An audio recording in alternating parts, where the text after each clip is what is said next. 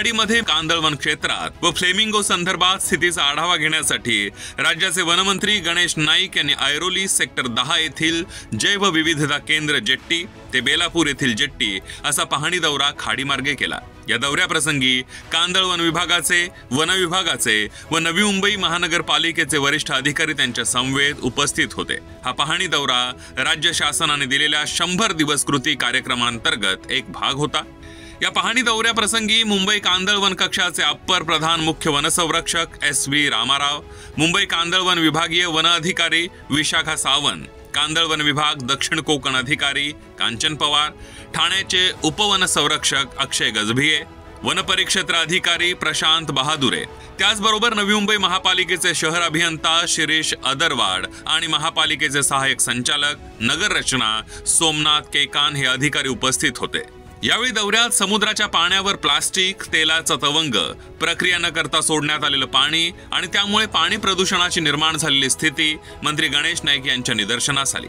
यावेळी त्यांनी त्या गंभीर विषयासंदर्भात उपाययोजना करण्याच्या सूचना वन अधिकाऱ्यांना केल्या।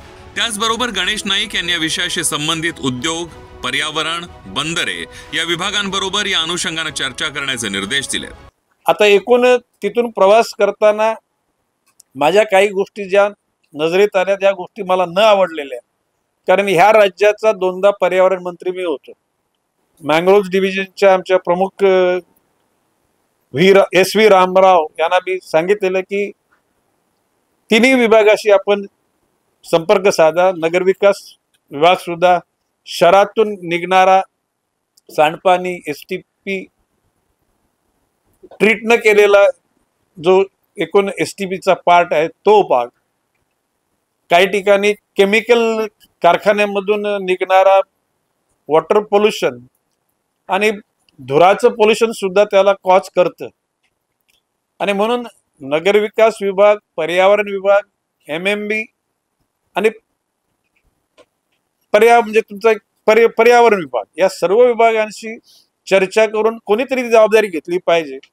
त्याने जर जबाबदारी मँग्रोव्ह डिव्हिजनकडे दिली तर शेवटी मँग्रोव्ह डिव्हिजनच्या कडे त्या विभागाने जी त्यांची काय अनुषंगाने जे काही निसर्गाचा नाश होतोय तेवढी जबाबदारी त्यांनी घेतली पाहिजे। म्हणजे आर्थिक पुरवठा MMB ला त्याने दिला या आपल्या मँग्रोव्ह डिव्हिजनला, तर मँग्रोव्ह डिव्हिजन ती गोष्ट करू शकेल। मँग्रोव्ह सेलच्या माध्यमातून पर्यटकांना नेलं जातं आणि ते विचित्र सलग बघितल्यानंतर पुन्हा त्या खाडीत येण्याची कोणाची इच्छा होणार नाही। मग त्याकरता लोकांमध्ये अवेअरनेस, जागरूकता निर्माण केली पाहिजे। तर त्या अनुषंगानं त्यांच्यामध्ये जागृती एका बाजूने निर्माण करायचीच आहे, परंतु जोपर्यंत ते जागृत होत नाही तोपर्यंत कोणीतरी ही स्वच्छता करण्याची जबाबदारी घेतली पाहिजे।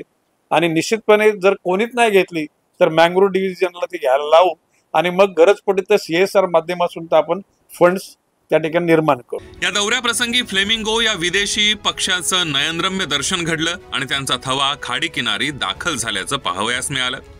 याविषयी बोलताना गणेश नाईक यांनी सांगितलं की फ्लेमिंगो पक्ष्यांसाठी आवश्यक असणारी दलदल, अतिशय पूरक वातावरण आणि अन्न साखळीला अनुकूल परिस्थिती असल्यानं फ्लेमिंगो पाहुण्यांनी नवी मुंबईच्या खाडीमध्ये मुक्काम ठोकलाय।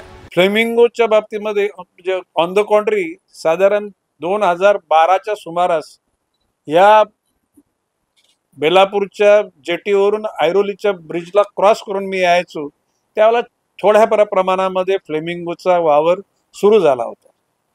परंतु त्याच्यानंतर फ्लेमिंगो करता अतिशय पूरक वातावरण आणि त्या ठिकाणी असलेलं पूरक मड फ्लॅग म्हणजे जो विशिष्ट चिखल आहे की ज्या चिखलामध्ये जे किडे असतात ते त्यांचं खाद्य आहे अशी माझी माहिती आहे। एकूणच मुंबईचा पूर्व किनाराचा काही भाग आणि नवी मुंबईचा पूर्ण किनारा म्हणजे आपल्या NRI पासून तर ऐरोली पर्यंतचा परिसर, याच परिसरामध्ये संपूर्ण महाराष्ट्रामध्ये फ्लेमिंगो आहेत। म्हणजे मी नेहमी बोलतो Navi Mumbai city is blessed by God, देवाचं वरदान मिळालेलं शहर म्हणून नवी मुंबईकडे आपण बघतो आणि निसर्गाने सुद्धा त्या अनुषंगानं नवी मुंबईला सजवलेली आहे। या दौऱ्याप्रसंगी महाराष्ट्रामध्ये गेल्या 2 वर्षात कांदळवन क्षेत्रात 1239 हेक्टर वाढ झाल्याची माहिती वनमंत्री गणेश नाईक यांनी दिली। यावेळी गणेश नाईक म्हणाले की खारफुटी पुनर्रोपणासारखे कार्यक्रम वनविभाग राबवत आहे। ते करत असताना कांदळवनाचं संरक्षण व सुरक्षेच्या दृष्टिकोनातून कोस्ट गार्ड तर्फे खाडी किनारी अतिशय आधुनिक उपकरणांसह नियमित गस्त सुरू असते आणि त्या माध्यमातून कांदळवनांचं नुकसान होत नाही ना याकडे बारीक लक्ष ठेवलं जातं। त्यामुळे खाडीतील कांदळवने सुरक्षित आहेत। ऐरोली पासून बेलापूर जेटी पर्यंत आपण बोटीने प्रवास केला। एकूणच मँग्रोव्हच्या सगळ्या एकूण त्या दर्शनानं मन भारावून गेलं। मँग्रोव्हला तिथे काही धोका कुठे राहिलेला नाही। बाय आउटरली आता आतल्या भागातून काय धोका आहे ते अधिकारी वर्ग त्या बाबतीत दक्षता घेतील। आज मँग्रोव्ह सुरक्षित आहेत। कोस्ट गार्डची त्या ठिकाणी बोट जाताना तुम्ही बघितले, म्हणजे मँग्रोव्ह तोडण्याचं कोणी काम करणार नाही, कारण कोस्ट गार्डची जी बोट जाताना त्यांच्यामध्ये सूक्ष्म म्हणजे दुर्बिणीतून ते बघत असतात, कुठे मुवमेंट झाली तर ते त्याची दक्षता, आणि त्याचा ऑनलाईन ऑनगोईंग कॅमेरा पण त्यांचे चालू असतात। आणि ज्याला कोस्ट गार्ड ज्याला जातात त्याला ते सगळे कॅमेराची मुवमेंट चेक करतात आणि कुठे काही संशयास्पद असेल तर त्या ठिकाणी वॉच ठेवतात। आता ती जबाबदारी मँग्रोव्ह डिव्हिजनला घ्यायची गरज नाही। Coast guard is sufficient to take care of it. मात्र गणेश नाईक यांनी यावेळी असं देखील स्पष्ट शब्दात सांगितलं की ज्या ठिकाणी कांदळवनावर अतिक्रमण करण्यात आलंय त्या ठिकाणी सुरुवातीला संबंधित घटकांना समजावून सांगण्यात येईल, त्यानंतर अतिक्रमणे हटवली गेली नाही तर मात्र कायदेशीर कारवाई करण्यात येईल। आपल्या महानगरपालिका व सिडकोनी ज्याला गावाच्या भोवताली शहराच्या भोवताली जो अंतिम रस्ता बनवलेला आहे त्याच्या पलीकडे सुद्धा काही लोकांनी डेब्रिज टाकून त्या ठिकाणी झोपडे वगैरे काय केलेले आहे। अज्ञान आहे त्याच, म्हणजे मी त्यांच्या रागवत नाही, पण मला दुःख आहे की टीजवरच्या त्या म्हणजे लाकडं ठेवण्याकरता त्या ठिकाणी ती जागा अडवायची। तर मी अधिकाऱ्यांना सांगितलेलं प्रेमाने त्यांना समजावून सांगा, बाबांनो की हे वन विभागाचा असलेला जो कांदळवन कक्ष विभाग आहे त्याच्या कायद्याच्या हे फार विरुद्ध आहे। तुमच्यावर तसं बघायला गेलं तर डायरेक्ट केसेस भरून तुम्हाला अटक पण होऊ शकते, पण तशा प्रकारचे लोकांना अटक करणं हे आपलं ध्येय नाही किंवा माझा तो उद्देश नाही। माझं म्हणणं सगळ्यांना सतर्क केलं पाहिजे, सगळ्यांचं प्रबोधन केलं पाहिजे, अवेअरनेस म्हणजे त्या लोकांमध्ये जागृती निर्माण केली पाहिजे।